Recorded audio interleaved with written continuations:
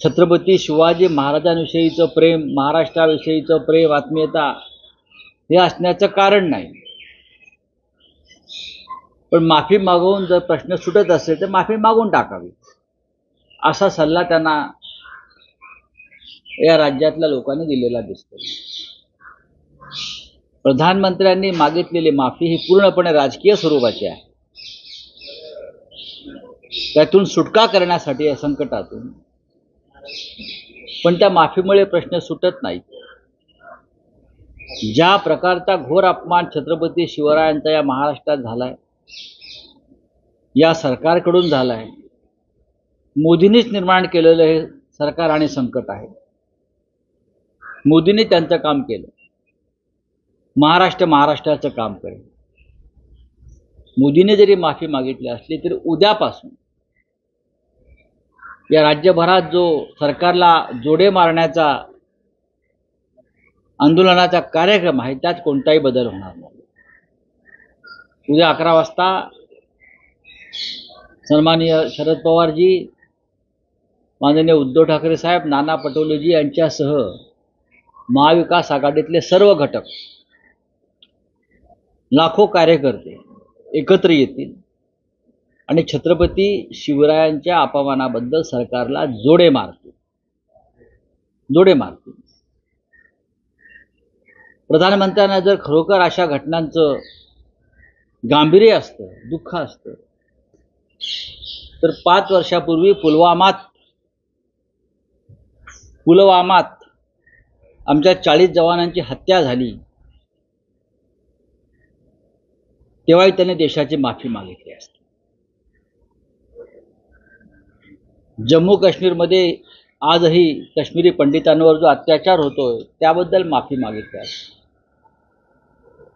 महिलांवरील अत्याचारात वाढ होते आहे त्याबद्दल माफी मागितली असती।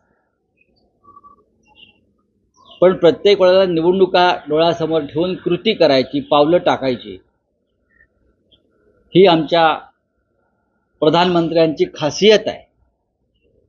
त्याच्यामुळे छत्रपती शिवरायांची मागितलेली माफी हा तुमचा व्यक्तिगत विषय आहे, हा राजकीय विषय आहे। ही जर माफी मागितली नाही तर महाराष्ट्रच आपल्याला माफ करणार नाही, पण महाराष्ट्राने तुम्हाला माफ केलेलं नाही हे तुम्हाला कळेल।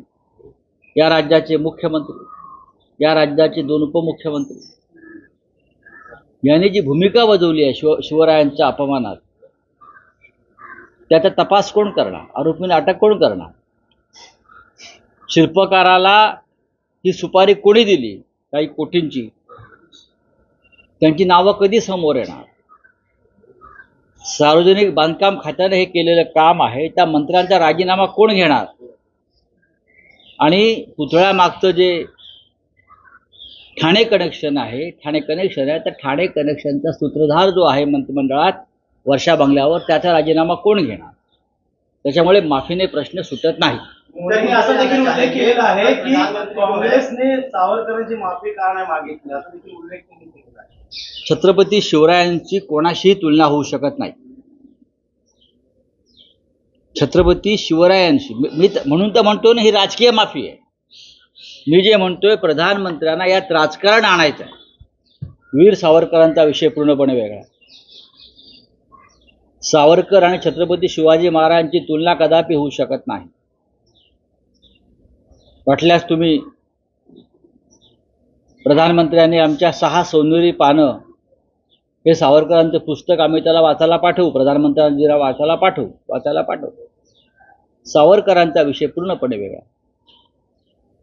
काँग्रेसने काय करायचा, काँग्रेसचा प्रश्न असेल, पण आपण वीर सावरकरांना अद्याप भारतरत्न देऊन सन्मानित का केलं नाही, त्याबद्दल तुम्ही सावरकरांची माफी मागा। ठळक घडामोडींसाठी देशोन्नती न्यूज चॅनलला सबस्क्राइब करा आणि बेल आयकॉन प्रेस करा। मुंबई, पुणे, नागपूर, मराठवाडा असो का विदर्भ, राजकीय, सामाजिक, शैक्षणिक क्षेत्र असो का क्रीडा, सर्वच घडामोडीचे विश्लेषण पाहायला विसरू नका। फक्त देशोन्नती न्यूजवर।